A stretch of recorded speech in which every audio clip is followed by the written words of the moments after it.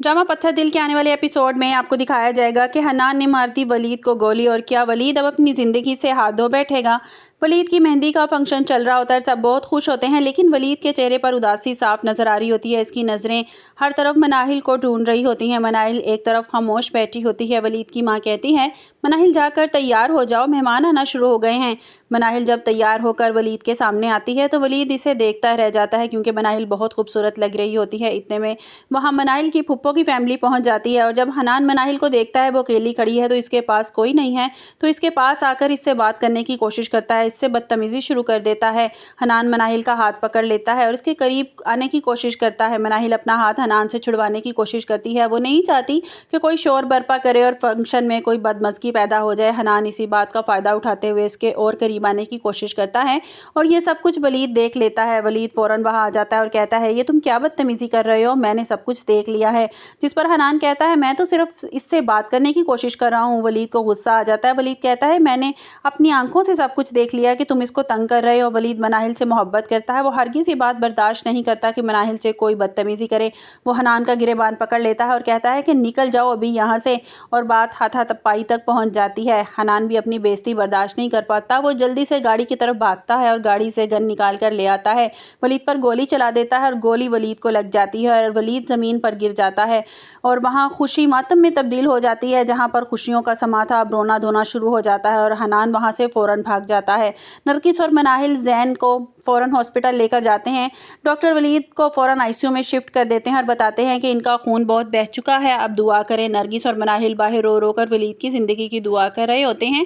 मनाहिल हाथ जोड़कर नरगिस से माफ़ी मांगती है कि जो कुछ हुआ मेरी वजह से हुआ, मैं आपकी कसूरवार हूँ, अगर मैं वहाँ ना आई होती ये सब कुछ ना होता, सब कुछ किया धरा मेरा है, मैं ही मनहूस हूँ। जिस पर नरगिस कहती है, इसमें तुम्हारा क्या कसूर है, मैं ये बात जान चुकी हूँ कि तुम्हारा इस घर में रहना उस घर में रहना कितना मुश्किल है, तुम किस तरह से ज़िंदगी गुजार रही होगी। कुछ देर के बाद डॉक्टर आते हैं और बताते हैं, डरने की कोई बात नहीं है, गोली सिर्फ बाजू पर लगी है, आप इनसे मिल सकते हैं। नरगिस और मनाहिल अंदर वलीद के पास जाते हैं तो वलीद मनाहिल से कहता है कि मनाहिल, एक बार मुझे सब कुछ बता दिया होता, तुमने मुझे अपना समझा होता, ये तुम सब कुछ अकेली बर्दाश्त करती रही। बड़ी महफिल में जो तुम्हारे साथ इतना सब कुछ कर सकता है वो तुम्हारी अकेली के साथ क्या करता होगा। अब तुम उस घर में नहीं जाओगी, ये मेरा आखिरी फैसला है। जिस पर मनाहिल कहती है कि मैं आपके साथ आपके घर में किस हैसियत से रहूँगी। तो वलीद कहता है, मेरी बीवी की हैसियत से। हाँ मनाहिल, अब कुछ भी हो जाए मैं तुम्हें तन्हा नहीं छोड़ूंगा, मैं तुमसे शादी करूँगा। जिस पर नरगिस पहले तो खामोश होती है और फिर ये कहती कि वलीद बिल्कुल सही कह रहा है मनाहिल, अब तुम उस घर में नहीं जाओगी जिस घर में तुम्हारी इज्जत ही महफूज नहीं है। मनाहिल कहती है, ये बात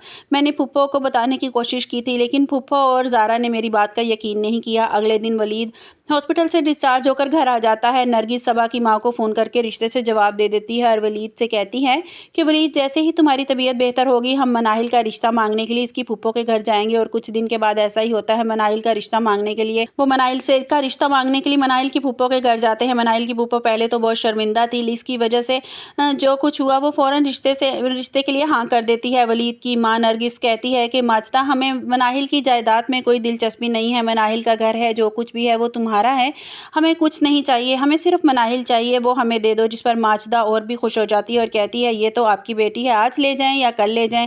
इसी तरह वलीद और मनाहिल की शादी हो जाती है। वलीद मनाहिल को पाकर बहुत खुश होता है। वलीद मनाहिल से कहता है कि ज़िंदगी में बहुत सी तकलीफ़ें ऐसी होती हैं जिनके बाद इंसान को खुशियाँ नसीब हो जाती हैं, जिनके हम हकदार होते हैं। जिस तरह मुझे गोली लगी और मैं हॉस्पिटल में गया, सारी हकीकत जान गया, तुम्हें किन मुश्किलात का सामना करना पड़ रहा है और तुम मेरी ज़िंदगी में शामिल हो गई। मैं समझता हूँ वो तकलीफ़ें मेरी इन तकलीफ़ों से कम हैं जो मैं तुम्हें खोकर सारी ज़िंदगी महसूस करता। वलीद और मनाहिल ज़िंदगी में बहुत खुश होते हैं और ज़ैन कहता है कि अम्मी, वलीद ने हनान को छोड़ दिया, लेकिन मैं हनान को नहीं छोड़ूंगा। जिससे मुझे पता चला कि वो कहाँ है, मैं उसको फ़ौरन पुलिस के हवाले कर दूंगा। हनान को तो जब भी खबर होती है कि ज़ैन बहुत गुस्से में है, वो शहर छोड़कर चला जाता है और ज़ारा की माँ अपने माँ के घर ही बैठी होती है और कहती है कि अम्मी, अब मैं कभी इसके साथ नहीं जाऊँगी। हनान की माँ बहुत परेशान होती है, हनान पहले ही क्या मुसीबतें कम थी जो तुमने और मुसीबतें अपने गले में डाल ली हैं, अब पुलिस से छुपते फिर रहे हो। माजदा ज़ैन से कहती है कि किसी भी तरह हनान को ढूंढना होगा, क्योंकि हनान नहीं मिलेगा तो हमारी दुकान के डॉक्यूमेंट्स इसके पास हैं, किस तरह निकलवाएंगे। तो ज़ैन कहता है